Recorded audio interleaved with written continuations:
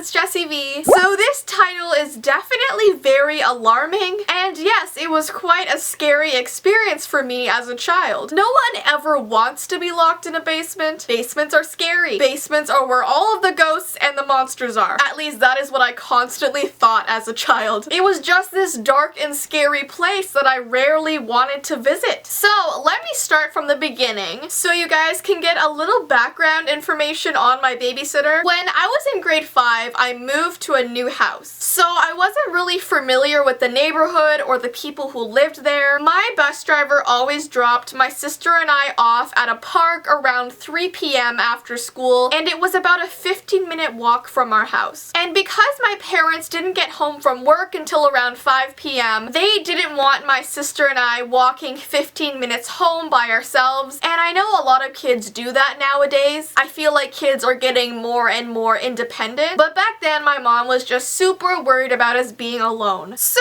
she found out there was this lady living in a house right beside the park. She was allowing kids to go there when the bus dropped them off, and that way they could just wait in her safe house until their parents got home from work to pick them up. I would say she babysat about 6 to 8 kids per day. And so my mom thought that was the perfect place for my sister and I to go. And of course she got to know the lady a little bit before sending us there. It wasn't like she just threw us to a stranger, don't worry. She definitely investigated beforehand. So my sister and I started going there after school, and the lady was very calm. She treated us very nicely. In fact, almost every single day that we went there, she would have hot pastries waiting for us. I guess she just went on this massive cooking spree before all of the kids went to her house after school. She would literally just hand us the hot pastries as we walked in the door. She was like Oprah. One free pastry for you, one free pastry for you, free pastries for everybody. And let me just tell you guys, they were delicious. And my mom would always wonder why we were never hungry for dinner. So yeah, this babysitter seemed pretty normal at first. The only issue that I ever had at her house was with this little boy that also went there. He was constantly bothering me, like all of the time. Like if I was coloring a gorgeous picture at the kitchen table, he would just pop out of nowhere, grab all of my crayons, and run away with them. And because he was way taller than me, whenever I tried to get them back from him, he would hold them above his head so I couldn't reach them. So I would just give up and I couldn't finish my artwork because there was no way I was gonna be jumping up and down just to get a bunch of colored sticks of wax. Like, crayons aren't that important, okay? And like other times we would be watching a movie and he would be constantly putting popcorn in my hair. And back then my hair was a lot curlier than it is now, so the kernels would just get hidden in my poofy mane, never to be seen again. My hair was the popcorn dungeon. Yeah, he was really mean. I didn't like him too much, and maybe some of you guys will be like, oh, that was his way of flirting. No, I did not like that way of flirting. I am not gonna go for a guy who annoys the hell out of me. Oh, and it's so funny because I actually saw him the other day at the doctor's office. We were both sitting in the waiting room across from each other, and it was like so weird seeing him all grown up, and I knew it was him because his face didn't change too much. It just had some like facial hair on it. I mean, I hadn't seen him for 11 years. We had babysitting together 11 years ago, but I could tell by his expression that he remembered me. We were just kind of looking at each other. He was probably like, uh-oh, she definitely remembers me. I will admit, I was a very annoying child. I better run now. Anyways though, I should probably get to the main part of the story. Enough with the background information. So I live in Canada, so most of the year it's very, very cold outside. So when the weather started to get warmer, my babysitter thought it would be a great idea if we all went into the backyard to hang out in the sun until our parents picked us up. And all of the outdoor activities were stored in the basement, like chalk, hula hoops, bouncy balls, skip ropes, frisbees, all of the things I found really entertaining as a child but extremely boring now. Oh, and I forgot to mention that my babysitter had 2 little kids. I believe they were both under the age of 5. So she had this safety basement door that locked whenever you closed it. It just locked automatically. And that was so her kids couldn't open the door and fall down the stairs, which is fair enough. It's cool, keep your kids safe. life. She always carried these keys in her pocket that would just open the basement door whenever she needed to go down there. The issue was that the basement locked both ways. So when the doors locked, you couldn't get into the basement and you couldn't get out of the basement without a key. So she told all of the kids to go down there and pick the toys they wanted for outside. And I really loved chalk drawing back then, so I went to the very far corner of the basement where all of the chalk was. I had to pick out all of the different colors that I wanted. She had tons and tons of chalk. And I must have been taking a really long time because all of the other kids had chosen what they wanted and headed upstairs. And I guess she forgot that I was down there because all I heard was the door slam shut, lights off. I was literally in a dark basement by myself, just left alone in the darkness of the scary basement. Free food for the ghosts and the monsters, with like 5 pieces of chalk still in my hand. So obviously I like ran up the stairs and over to the door, and I realized it was locked, so I started like banging on the door, screaming for help. But of course everybody was outside, so they couldn't hear me. I remember just standing in front of the door, just keeping my eyes completely closed because I was scared of the dark. Like, I didn't want to look around the dark basement because you know how sometimes your eyes can play tricks on you and you see things that actually aren't there? I didn't want that to happen to me while I was locked in a basement. So my eyes were closed, I was like banging on the door. It was definitely one of my scariest childhood experiences. I was probably locked in that basement for about 15 minutes, and I know that sounds like a very short amount of time, but when you're panicking and when your heart is literally beating out of your chest, 15 minutes goes by really slowly. It feels like an hour. So my babysitter finally realized that I wasn't outside and she rushed over to the basement. She took her keys out, opened the door, and there I was, crying in a heap on the floor. That's all she saw. And I mean, she did really feel bad about it, I'm not gonna lie. She apologized to me profusely. But at the same time, if parents are trusting you to look after their children, it's your responsibility to keep track of them. Gotta keep them safe. She just forgot that I wasn't outside. I guess I wasn't a very memorable child. Anyways though guys, that is my story of being locked in the basement. It was definitely scary, and yeah, it scarred me for life. By the way guys, my meet and greet theater tickets are almost sold out, so if you're in Ontario and you want to come meet me in an actual theater show, I will put the link to the tickets below. And yeah, as usual, my social media information is also below, along with my vlog channel and my PO Box information, so check that out. And until next time guys,